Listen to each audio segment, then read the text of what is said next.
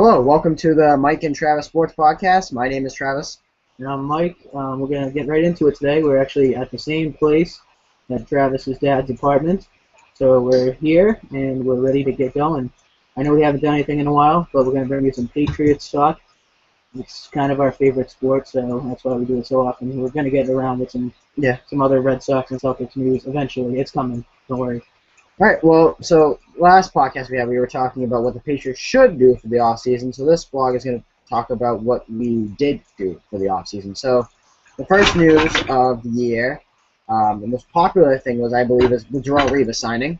So the Patriots let Akeem Tweed go and walk wherever he went. We'll bring it up later in another post. But Darrelle Revis signed with the Patriots for 1 year, I believe, $17 million. $10 million of it guaranteed, I want to say. So this is a really big signing. Darrelle Revis at one point was considered the best corner. If not, he still is the best corner. There's been a lot of talk about Richard Sherman, which I believe right now Richard Sherman is the hot corner because of what he's done. The fact that he's won a Super Bowl, he just got announced on the Madden cover, leading the league the past 5 years in interceptions. But Darrelle Revis for a long time, well, since he came out in the NFL, he's only really had one receiver that really could not cover, and that was Randy Moss for that 2 games that he played against Randy Moss.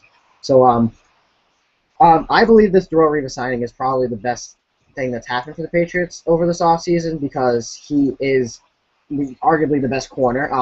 The quarterback completion percentage was the lowest. He was the lowest percentage out of any corner. If they threw to Darrelle Revis, the quarterbacks had the lowest completion percentage. I think he also had the least amount of throws to, shortest yards, I think. So he still had a really big impact. He's one of those corners, like I remember when Nande Osmall was a really good corner, and you never heard his name because nobody threw to him. Why would you throw to a corner that was really good?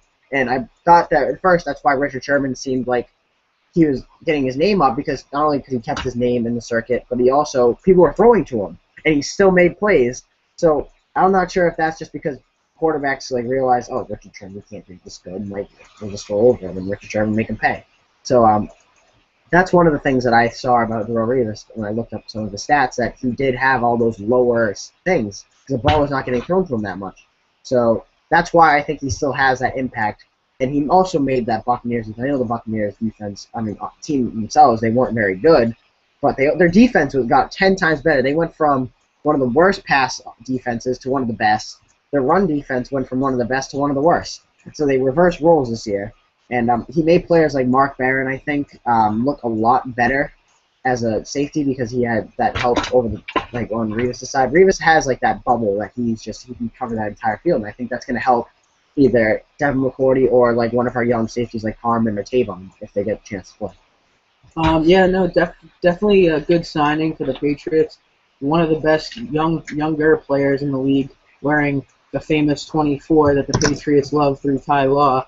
And they actually went to the same high school, so he wore the number in honor of Ty Law. And it gives something that we haven't seen here that often other than Talib and Ty Law, where Matt Patricia kind of gains a little bit more trust in the secondary and is able to send free blitzers. And that's something, rushing the quarterback is something we haven't been experiencing that often here, except for this past few years. And it's been terrific. I mean, you've definitely seen a real big jump in the play of the defense and the play of the secondary, and the turnovers are caused, and it's been a great couple years. It's something that we needed and we got, and it's working out pretty well. I agree. I think that the defensive line has definitely improved for the past couple of years. I know Vince last year didn't play most of the season, but you did see a young talent like Chandler Jones really stepped up this year and showed that he is one of those players that you could definitely see become a future pass rusher, but then he still has room to improve. Remember, it was only his second year last year, and there's still some times where you see Chandler Jones kind of wander off on the side, and he'll try to go all the way around instead of trying to use his height over the quarterback and try to use strength, because he's not. Chandler Jones is a big guy, but he's very tall and he's not big on the body. But so he always tried to use his finesse on taller and bigger offensive line. Excuse me. So. But Joe Villano looked really good last year for most of the part. Chris Jones, yeah. leading the league with sacks for rookies. No one saw that coming. Yeah. Chris Jones, who was Chris Jones Nobody knew. before September? before Wilfork got injured, who was he? No one knew him, and he comes up, does a great job filling in. Good job by Chris Jones last year. Hope to see him out there a lot this year, but also kind of don't because I hope to see Vince healthy. Yeah, but now we know that we have depth in that position. If Vince can't play as much as he can, as he did, has he the past couple of years, then we have players that are able to just go out there and be like, okay, we can fill in and do a good job. And I feel like, again, like you said with the Dory sign, that's a lot easier for Matt Patricia to plan up a couple blitzes because now we can have linebackers that can actually rush the quarterback and have our safeties play a little bit more in towards the middle because we know that Revis has that deep coverage up there. You know that it's very hard to get by Darrelle Revis. He's a big guy. He's tall, spass, and he looks like he did that torn ACL that he suffered his last season with the Jets. That doesn't look like it's really affected him that much. And so switch over to what I brought up earlier about Talib leaving, and that's why we pretty much signed Revis. We did offer Talib a contract, but can't blame him for taking a lot of money that Denver gave him. They gave him, and I'm not saying he didn't deserve it. I'm just saying that the Patriots knew they could only get him if they could get him at that price that they wanted. Then they were going to take it, but they couldn't go as much as Denver. But they had a lot more to fill than Denver did. I definitely believe that it was a good signing on both teams' parts. I think Denver paid a lot of money, and I would not have been willing. If the Patriots made that contract, I would have said no. I wouldn't have enjoyed it because that's a lot of cap room you're wasting on one player. It's not many players I would do that to. And I'm not saying Talib last year, probably arguably our best defensive player. Did great. Looked really sharp in the beginning of the year. Also had his hip problems that he usually has. Kind of suffered a little bit during the season, but he's a really good corner. I would say that right after Darrelle Revis and Richard Sherman and Patrick Peterson, he's right there with them. And Denver was willing to spend that money because Champ Bailey's getting old. He can't be that star corner that they wanted him to be for his entire career. So this was a smart signing by Denver, I think. Would I spend that much money on Keith Talib if I was a Patriots? No. But no, I wouldn't. I'd rather take Darrelle Revis for 1 year, 17, and maybe make a longer deal later. And I think that Darrelle Revis would be worth more of a longer deal than Keith Talib is. And but we also seen Keith Talib also in the playoffs not really be there for us. It's happened 2 years in a row in the AFC Championship game where he happens to hurt his hip or his knee or whatever. We don't even know. Apparently he didn't even know what he hurt either. He said that, oh, okay, I just was sore. So it's hard to say that is a Keith Talib worth that much money. You could make the argument that the cornerback is the next higher paid player, you would say, after the quarterback. Cornerback is technically, you would think, that the next most important player besides the quarterback on the team. So they do get that money, because you just saw Richard Sherman just get his contract. Even Earl Thomas, the safety, got that contract from Seattle. So Seattle had those two players that they wanted to sign, and that's why they want to re-sign Brown. There's no way they could have afforded all three.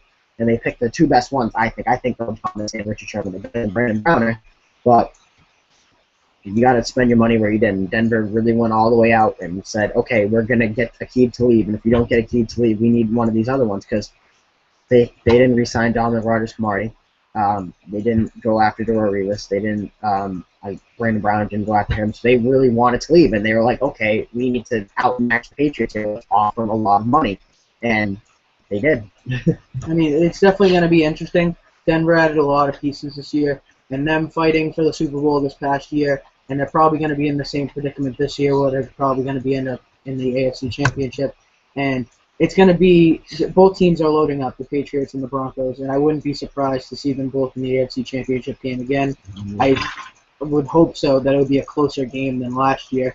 But we do wish the best of luck to Aqib Talib in Denver. Hope to see him at least once this year, and I hope he has a bad game that game. Yeah, I want to say that, yeah. Aqib Talib, you're a great player, and I'm glad that you've really helped us last year. I'm saying right now that we probably would not have gone 12-4 without you. The Buccaneers very much underrated him. Yep, and I'll take you and Garrett Blunt any day. Another key player that we re-signed, actually, instead of signing, was Julian Edelman. Julian Edelman had a breakout year last year, getting over 1,000 yards, over 100 catches, and he looked like he was not the player that we expected to replace that Welker role in the team, and he did. He had a fantastic year. He stayed healthy the entire year. I think that was most important. I think that's one of the reasons why he had one of those seasons. Before, I understand that we had Welker, we had Gronk, we had Hernandez, and we had Moss. Most of these points that he had those receivers. And Julian Edelman never got that chance to be that receiver. And in the beginning of the year, Tom Brady realized that Edelman is that receiver to, like, say, if I need to complete a ball, I'm going to throw it to Edelman. Because Amendola was struggling with injuries and not playing for what we thought he would. Dobson was very young, rookie. You can't rely on a rookie to do everything. Tompkins was hurt for a couple games. Gronk was hurt for most of the year. So you can't say that Julian Edelman was just lucky to have this season because he got the chance to do it. We didn't think that he was going to do it, but he definitely has the talent to do it. He gets open. He's very strong for the fact that he's only about 5'11", 5'10", and he showed that this year that he can be one of those productive receivers. And this was one of the things that we were really afraid of going into the offseason, that, oh my God, Julian Edelman had one of those years. How are we going to re-sign him? Now he's going to go out and get paid. Yeah, exactly. And it happens all the time in baseball.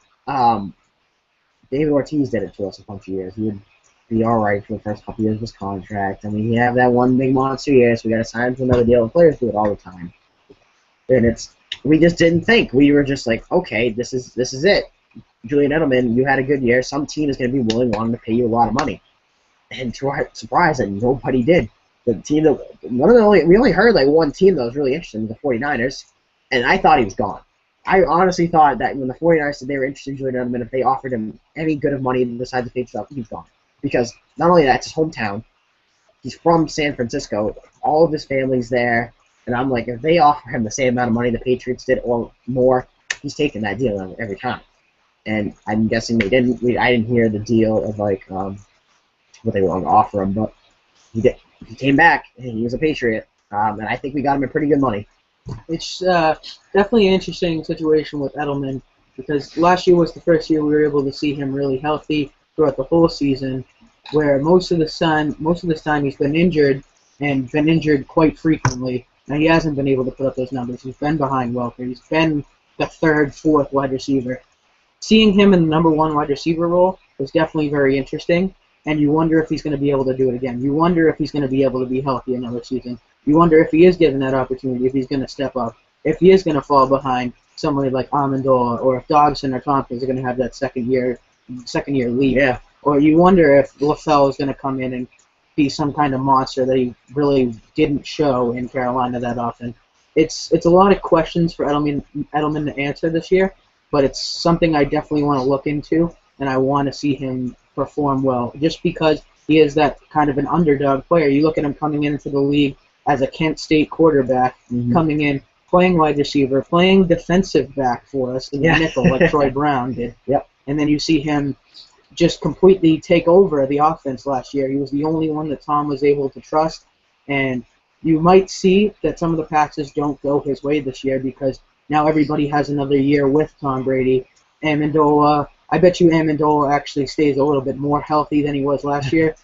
Maybe 1 or 2 more games. Yeah, even last year wasn't even that bad of an injury year for Amendola, but I bet you he has been working with Brady this whole offseason, so I guarantee you that he sees an increase in the passes that are coming his way, and I think that's why Edelman's numbers will drop off a little bit, plus I don't think he's going to stay healthy the whole year. Yeah, but even if that happens, like every player, like you said, shows up and does better, like that's fine. I'll take that. If Julian Edelman will probably take that too. If he doesn't have to perform at that high of a level that he did last year, but still show that he has those tendencies, he'll take that. I'm not saying that Julian Edelman doesn't want to be a 100 catch, 1,000-yard receiver. I'm saying that if he doesn't have to, I'm surprised he didn't get hurt last year. He took a big toll on that team, and he put the team before everybody else, and he didn't have one injury. And he probably was sore. If he wasn't that big of a role team, he probably would have took a game off at something. Like the reason why he had all those injuries and he was hurt, he had serious injuries, but also he wasn't needed in the offense. We didn't have him in that big role. And one of those things, only downside that he really had last year, his punt return average went down. You know what? He's still averaging the most punt return yards in NFL history. So yeah, you wonder if he's going to actually still be in that same position this year. if he is going to be in that punt return position, because he is shown that he can be more valuable to the offense. But it should be interesting, and definitely that punt return position should be interesting to watch too, because special teams is such an important part of the game, as we've seen in the past few years with the 49ers happen to fumble 2 punt returns and then lose games. So we actually, this one I'm going to actually bring up, and it wasn't even on our headlines, is the loss of LeGarrette Blount. Last year we had a 4-man running back crew, plus James Devlin at the fullback, that really ran house on the NFL, which is very surprising.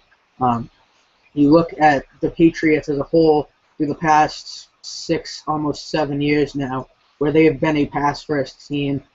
Even when they used to win championships, they were more of a run-first team with Dillon and Antoine Smith, and Brady didn't put up those big numbers. And you saw us kind of go back to that this past year.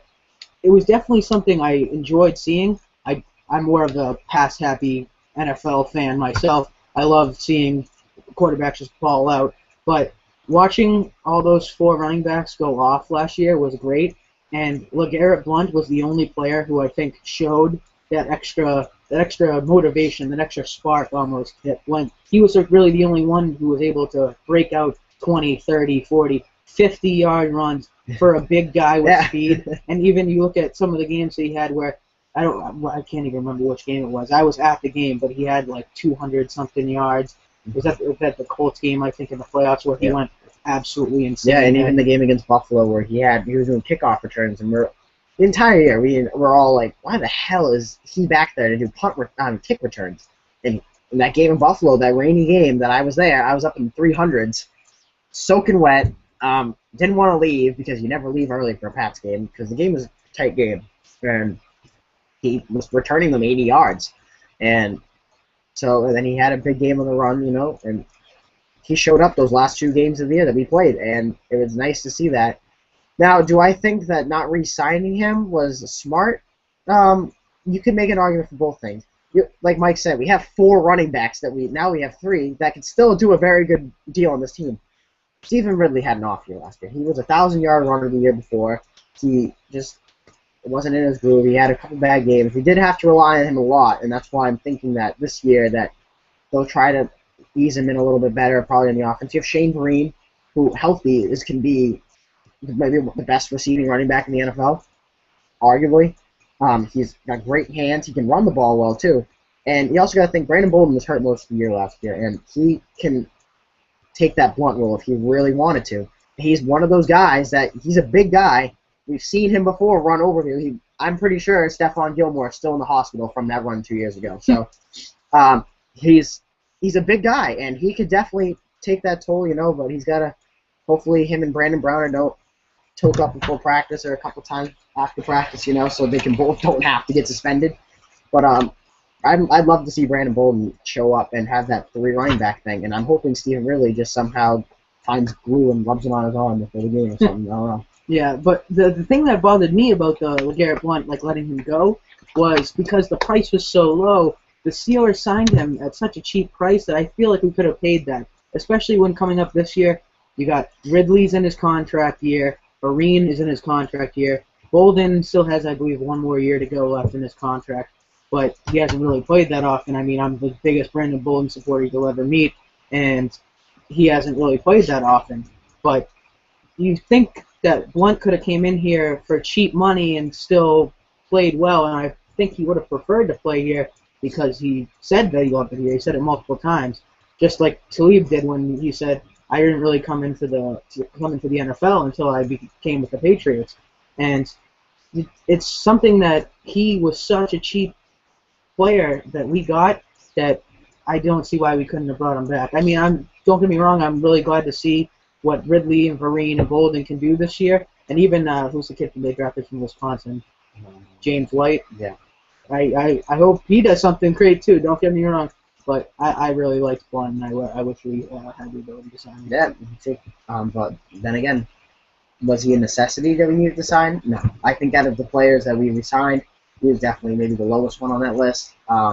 Even the signings that we made, I think they were even better. So the next thing is the Brandon Browner signing. So Brandon Browner, one of those Legion of Boom guys from Seattle over there, he decided to sign with us.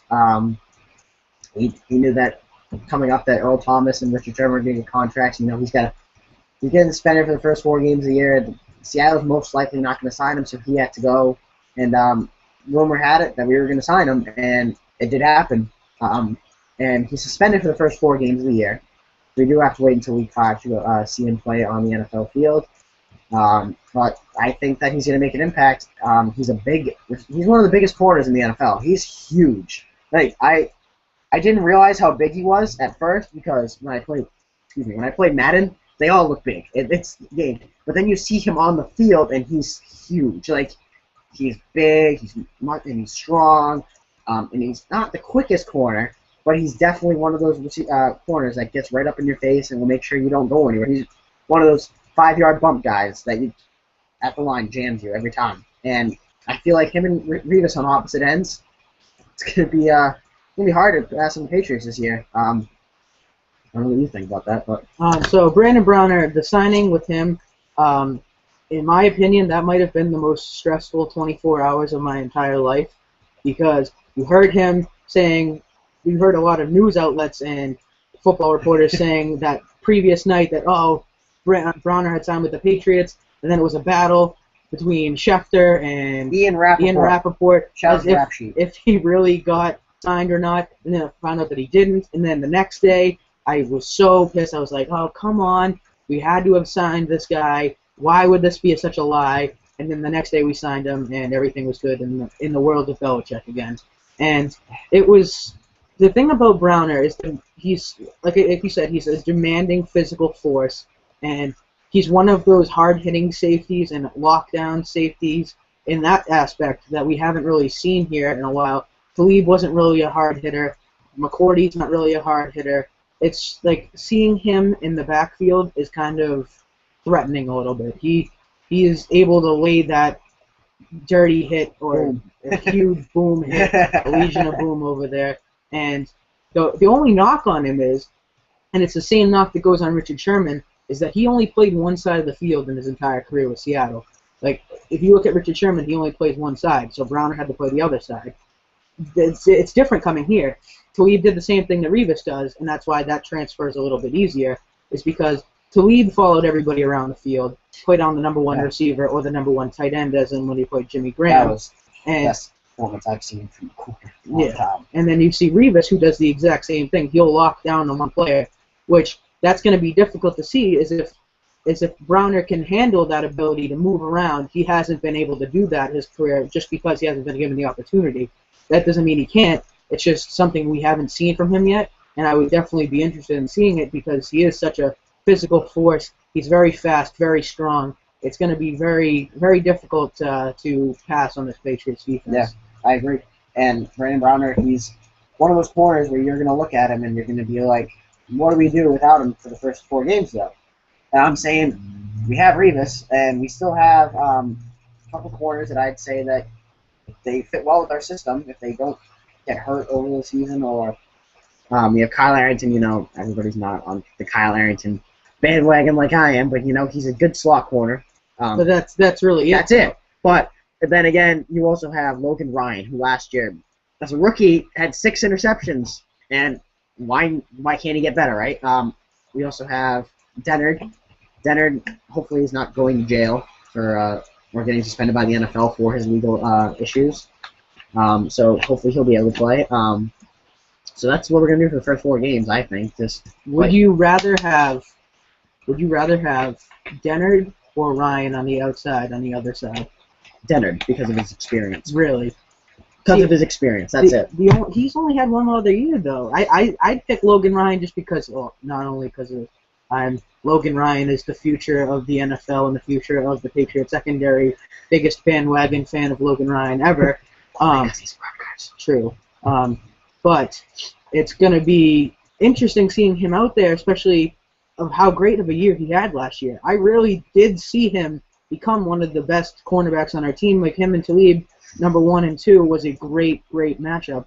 Yeah. And it's just, I think he's a little bit better than Dennard, quite honestly. Yeah. Dennard has the experience, the 1 year more experience on him. But I think the raw physical talent Yeah. that Logan Ryan has is probably better than Alphonso I just think that those two are going to be battling it out in training camp for that number 2 or 3 spot. Because think about this, like, they're going to be battling for a starting job in the first 4 games of the year, but they're also going to be battling for a roster spot. We got to think about this. We're not going to at least cut one of them we have. I think that I'll be surprised if not either like Arrington or one of our safeties gets cut during training camp. I wouldn't be surprised. I know we have Arrington for another, I think 1 or 2 years. I can't remember.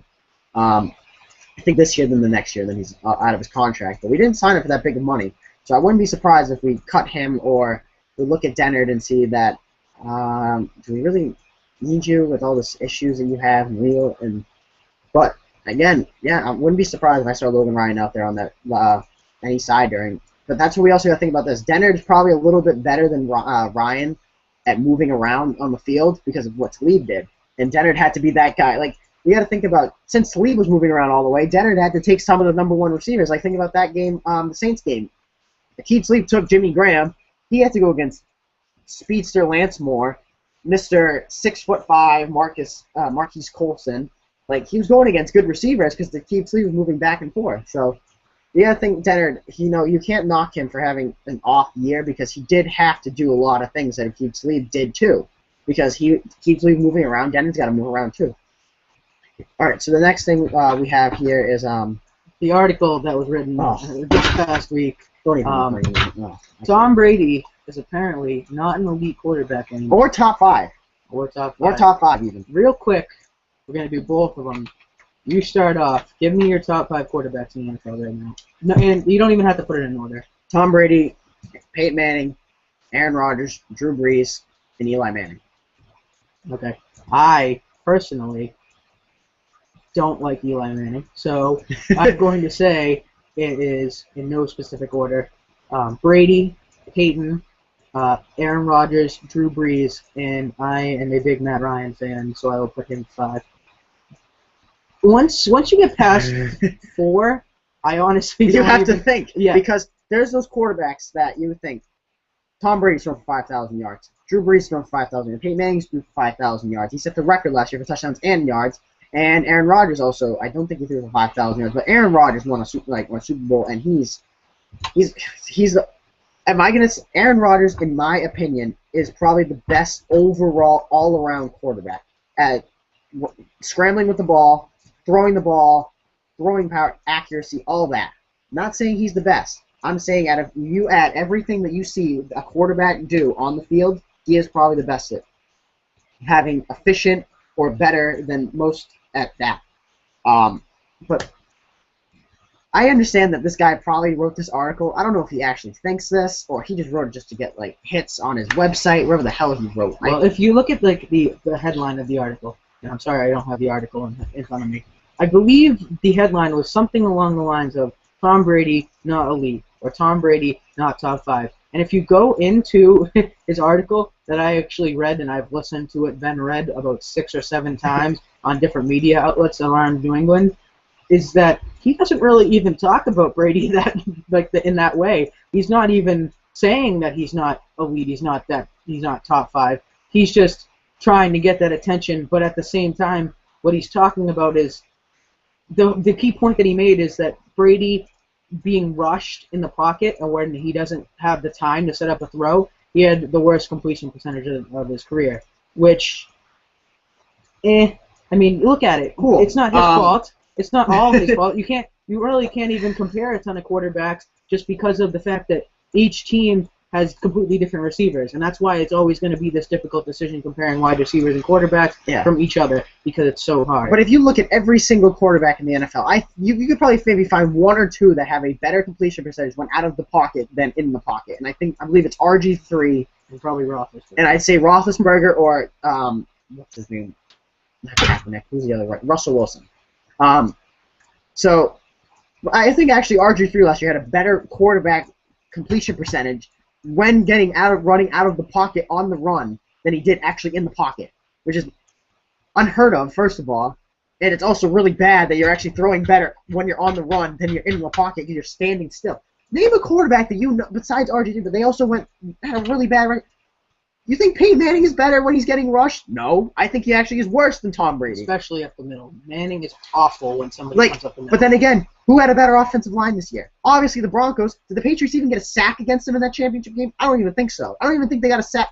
Denver gave up a sack besides against Seattle in the Super Bowl in the playoffs. So, okay, and then Aaron Rodgers. Like, he's good out of the pocket, but do you think if he's getting rushed up the middle, he's going to make a throw better 100% of the time than he does when he's fine? No. You can't make that argument either. Short. Yeah, Drew Brees is 5'11". If that. And Russell Wilson, he has to run out of the pocket because he's 5'9". He can't see over everybody. Russell Wilson is my height playing quarterback. That is hard to do. So basically, I looked at the stats of Brady last year and compared them with his career stats and how he's been doing. So Brady, been in the league for 14 years, about to be his 15th. Last year, he threw for 4,343 yards, which is his 5th best year yards-wise.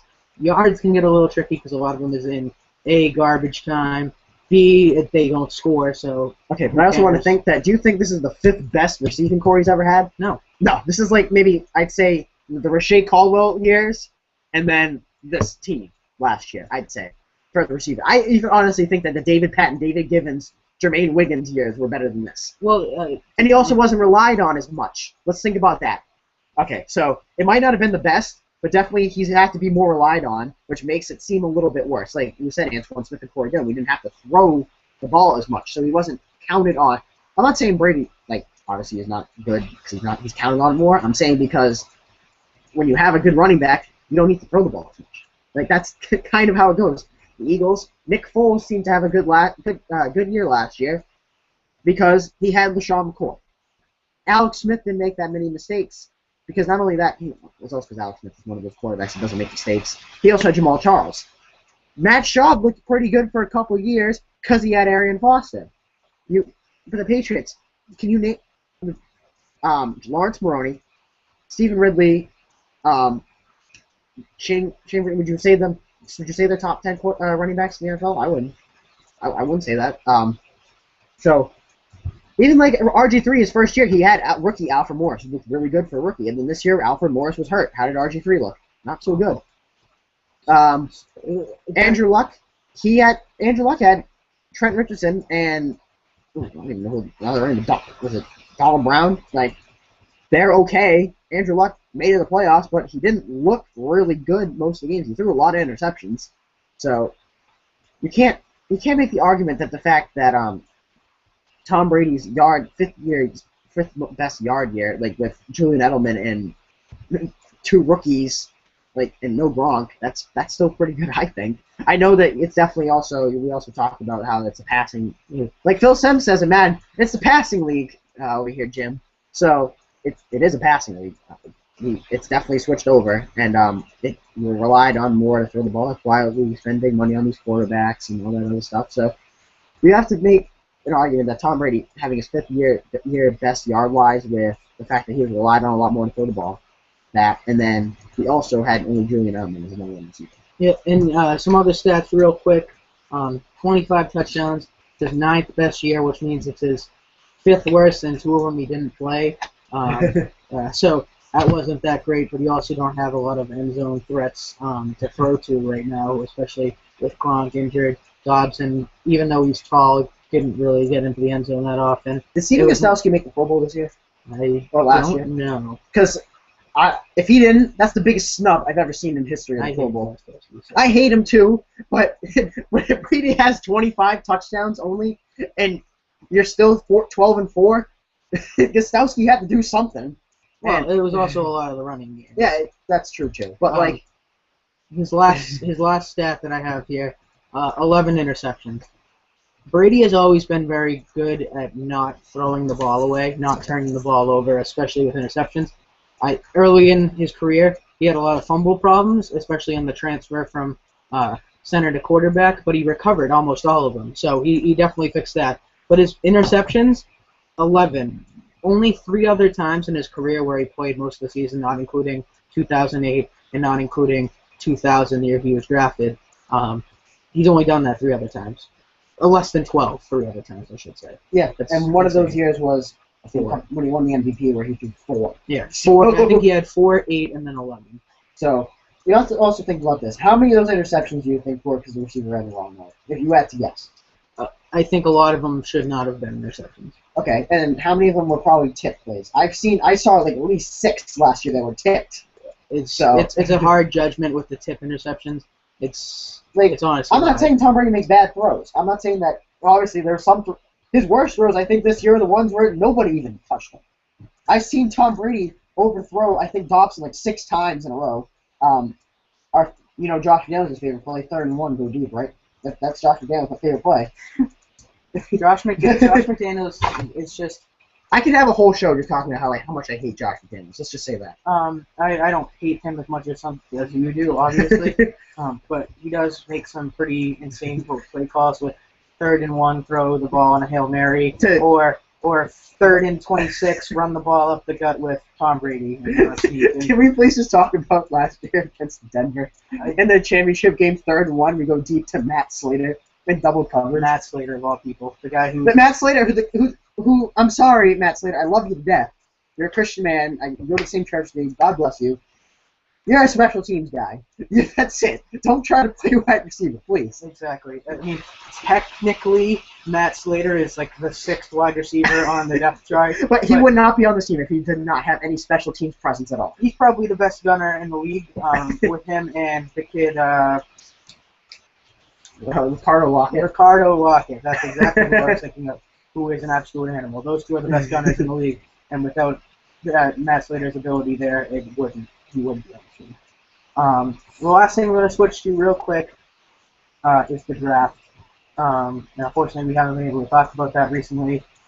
I made a quick vlog for it, I think, for day 1. I can swamp finals and every school punching down all came in that draft period of time. The draft was late this year. So let's talk about the draft real quick. We're only going to go over the first 2 draft picks. Because those are the only ones that we really saw that had many impact. Like, obviously, I know Store probably we'll be able to talk about them more when we see them. But for most part, the players that we easily and Garoppolo were the players that we definitely looked up the most stats for, their videos up.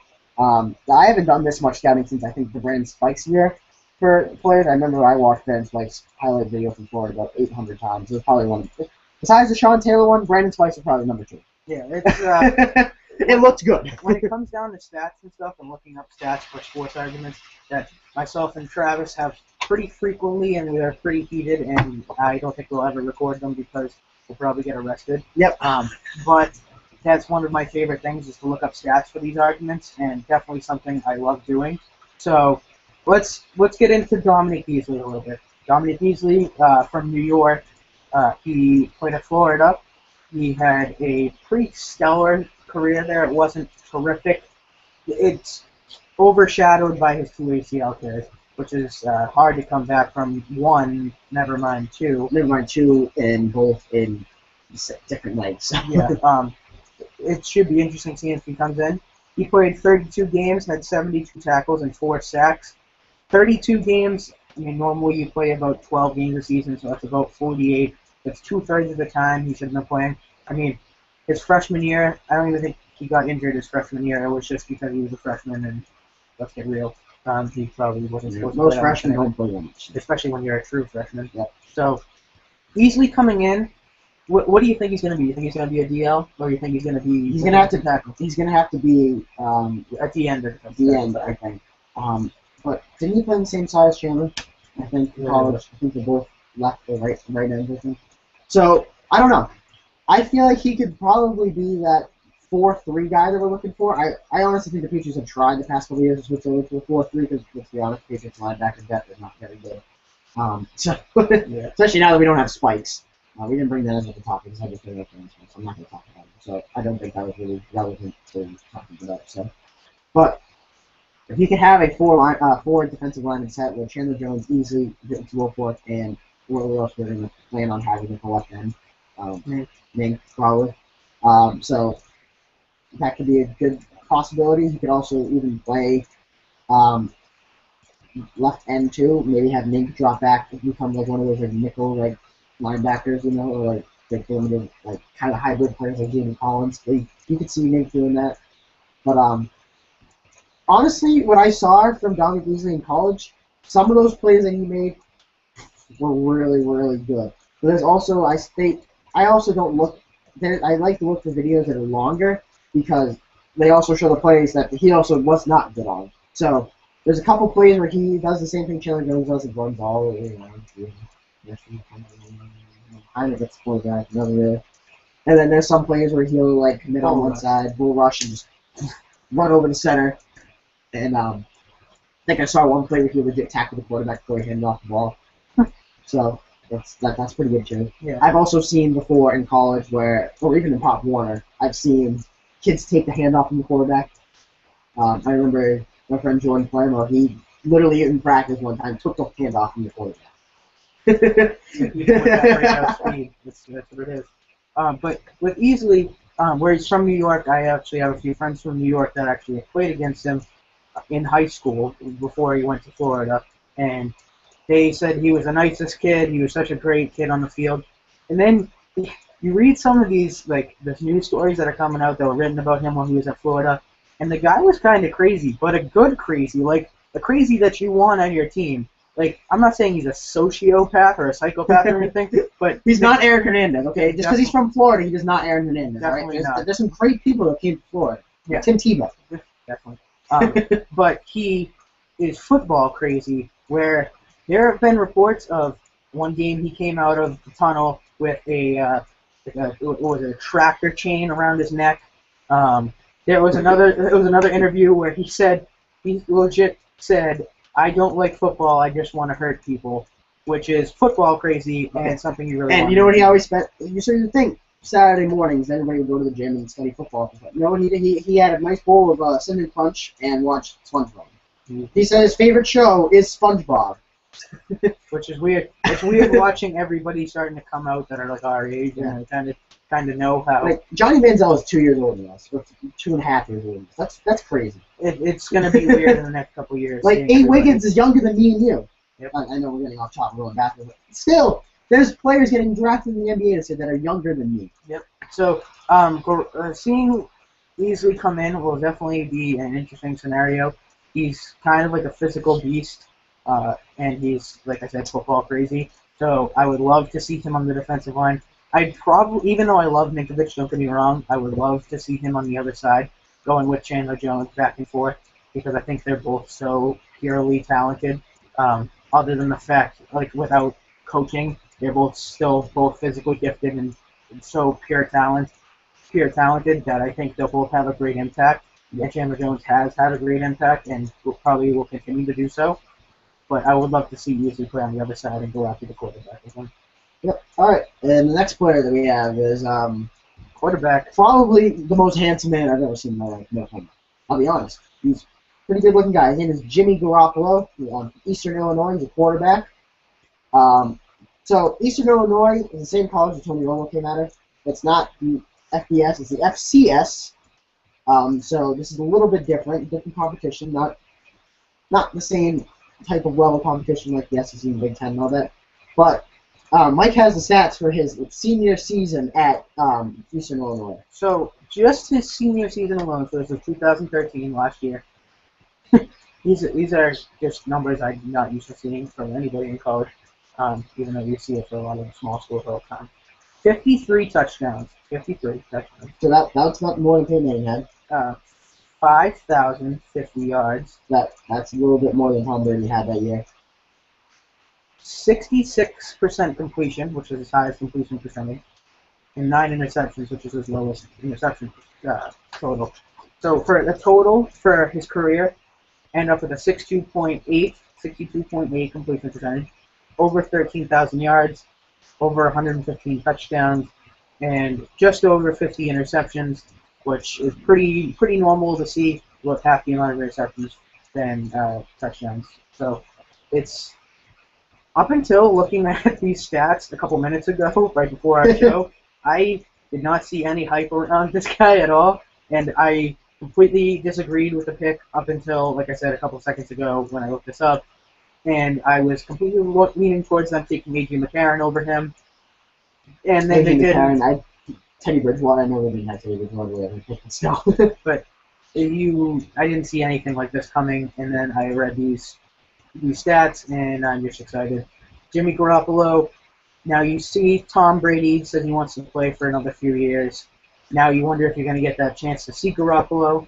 Now it's obviously not the heir apparent to the throne of Belichick Hood, and you just don't see him coming up like that. Now you wonder if Garoppolo is going to be waiting too long around here, if he's going to get the chance to play, if he's going to get the chance to get traded and play somewhere else. You don't really know. I would love to see him play here. I mean, by the time he ends up starting, he'll probably be a 4-year veteran, a 3 or 4 year veteran. Yeah, that's about where Aaron Rodgers was, a little bit less. And he learned from Brett Favre, who played in the league for 1.5 million years.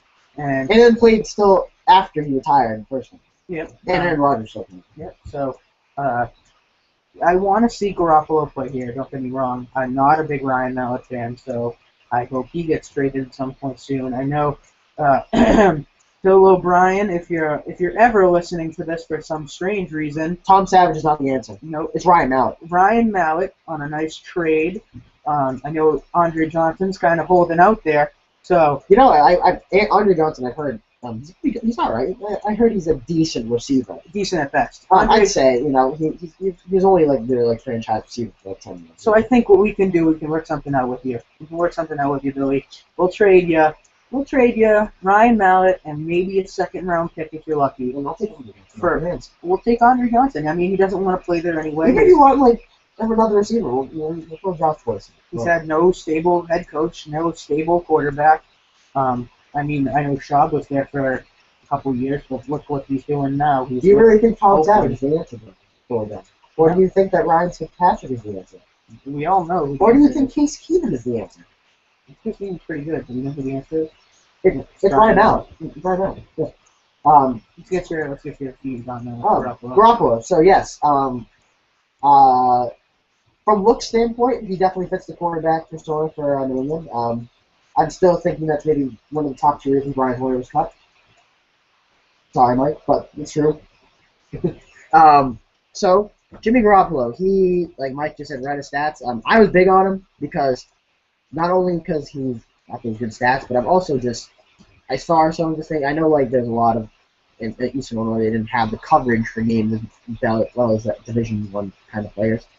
But he definitely fits that role. His favorite quarterback growing up was Tom Brady, which is weird to hear in my mind, which is kind of blows my mind that quarterback says their favorite quarterback is Tom Brady and now their teammates. Usually you would hear Tom Brady said Joe Montana was his favorite quarterback. Aaron Rodgers said that Steve Young was his favorite quarterback. Those are all quarterbacks that were playing before I was born. Tom Brady's been around for 14 years, so Garoppolo is about, I'd say, 22, 23. So think about that. So 14 minus that. So he was about 11 years old when Tom Brady first played in the NFL. That's weird. I was 6 or 7 when Tom Brady won a Super Bowl. I believe it was 6. And that just blows my mind that somebody 5 years older than me's favorite quarterback was Tom Brady. So I feel that he's going to learn a lot from Tom Brady. I feel now that Tom Brady's at this role in his career, he knows that he's going to have to be a mentor eventually. And I feel he didn't take it that seriously with Mallett because Tom Brady kind of has that cocky, I'm not saying Tom Brady showed it, but he has that cocky thing where he's oh, I'm going to play forever. I don't age. What's age? I look like I'm 32 right now. He actually said in one of his most recent interviews that he feels better now than he did in his young years when he was 25. He said he felt better. I just think it's because Giselle. I think Giselle probably just rubs Brazilian woman. It makes him feel 20 years younger. He's been saying it for years, and he said it again this year, that he has some sort of secret method, and I hope to God it's not steroids because that's awful, but he has some secret method that keeps him in shape, and he's not going to reveal it ever, which is it's just how can this guy continue to play at such a terrific level in Peyton? We've come to the conclusion that Peyton, the reason why he does that is because he puts a helmet on and goes in the pool. Yeah. So we revealed Peyton Manning's secret. He has an iPad, puts one foot, just one. This is planning foot, and does this with the helmet on. Just looks at it. No, there's nothing on there actually. It's just a blank screen. Oh. It's just pretending, But we also got to think about this. Tom Brady's head is nice and normal. Peyton Manning has such a big brain that the brain's actually coming out of his head. So, Jimmy Garoppolo, I know we're kind of getting off that, but like I don't want to see like this big name quarterback like Johnny Manziel and all them come to the Patriots and be like, don't get me wrong, I love Johnny Manziel. I'm probably the biggest Johnny Manziel fan ever. But I don't want to see one of those players come to the Patriots and be like, thinking that, behind Tom Brady, I've never been played, blah, blah, blah. I want to see the Tom Brady effect. I want to see if Tom Brady really can be a coach. Like, I'm not saying like he's gonna want to be like every single. Like, obviously Tom Brady's have to focus on himself because he's still starting quarterback of our team, and hopefully for a while. Because I kind of like Tom Brady, he's kind of cool. One of the cool. Can't be too bad, right? So, but Garoppolo, could you see him being a future Patriot quarterback? Yes, I could see him. I feel like this is right in Tom Brady's wheelhouse, right here. Tom Brady's what, 37 now? Yeah, that's pretty old for a quarterback. So, and it blows my mind that you're actually going to see somebody maybe even replace Tom Brady. Like when I saw Ryan Mallett get drafted, I was just like, Ryan Mallett's just going to be like that quarterback. Let's be honest with this here. So, Matt Castle was drafted by the Patriots in the 7th round. Okay, he ended up playing. We drafted Ryan Mallett, I think, strictly for purposes that Tom Brady might get hurt, and we want to have a decent back when he gets hurt. And that might even be the reason why we drafted Garoppolo that high. Tom Brady's getting up there. He's might have opened up his body injuries, and pray God he doesn't. But it happened to the Colts. The Colts didn't prepare for it.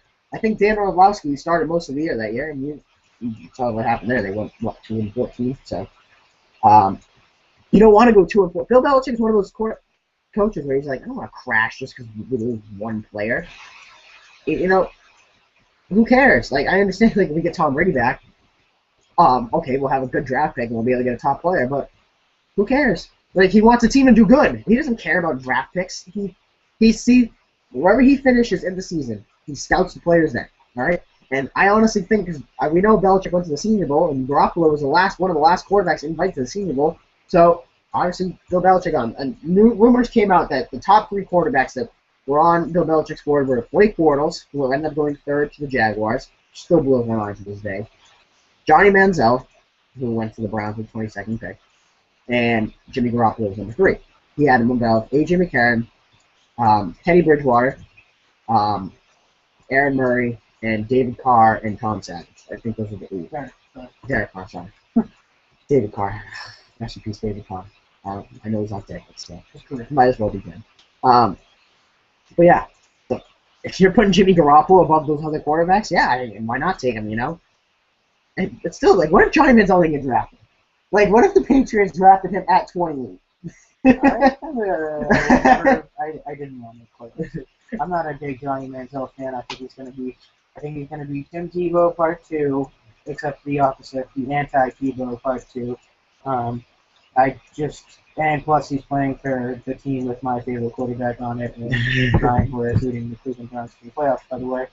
Losing to the Patriots. But I'll take that. I don't really care, as long as Brian Hoyer gets his name out there sometime. With that being said, as we kind of trailed off topic quite a bit in this episode, we're going to try to end it right around here. I mean, I think that was 45 minutes. Yeah, that was a long video. Probably. Sorry about that. Well, football is a very easy topic to talk about, especially since it's our favorite sport. So, yeah. So to wrap up this episode, like we say all the time, this is what I want to do with my life, and we enjoy talking about it with you guys. Definitely hit us up on any type of internet communications. You can get us at Facebook, Twitter, YouTube. You can. I know probably more of the people that are watching this probably have some type of connection to us, more likely through text or through Twitter. If you guys have any questions, if you guys have any questions that want to be answered on the show, anything you guys want to talk about, we're trying to get some guests on here as soon as we can, depending on the support. And we're gonna start opening it up again. We didn't actually even send this link out yet, so nobody has even heard that we're doing it. So kind of just the last minute thing we decided about. Maybe 5 minutes before the show started. Yep, we said we want to do a show today. We have did our research in 5 minutes, And then quick. And here comes this vlog that we're about to throw out to you guys. So like we said, hit us up if you guys have any questions. Yep. Follow me on Twitter, JTAldman11, Masala_bro, Masala, MASALA, _bro. I hope you guys can spell bro. We also have our own Twitter page for our blog. It's Beantown Sports 5. And then we also have a Facebook page. Beantown Sports blog, I believe that's the name of it, right? Yeah, Okay. something like that. And then we're also going to attach this to our regular blog site. You guys can go look up some of the old stuff that we've been writing. Now that we're both officially out of our first year of college, this summer, hopefully we'll get something going. We're both working a ton of hours, just grinding. School's expensive, man. You know. We're moving on in our life. We're moving on from the first year, going to the But second year. definitely expect sometime when training camp starts, we're going to be doing a lot because that's going to be our big month. We are one of those people that you will see in Gillette every single day during training camp. And I have actually just decided today that I am taking my paid time off that whole, to go that whole see the first week, Patriots. and I will be the first person in line. We might even do some live stuff from there. I just thought of that right now, so we haven't even talked about it yet. But No, we'll probably talk about it in 6 seconds. Okay. All right, so thank you for watching. Yep, definitely. We might even do another vlog tonight. We have no idea. Yeah. We're kind of bored. It's a regular day. I'm sick as a dog. Yep, so it's good stuff. We'll have a new one for you guys soon enough. All right. Thank you for watching, guys. Thanks for watching. Have a good one. You too.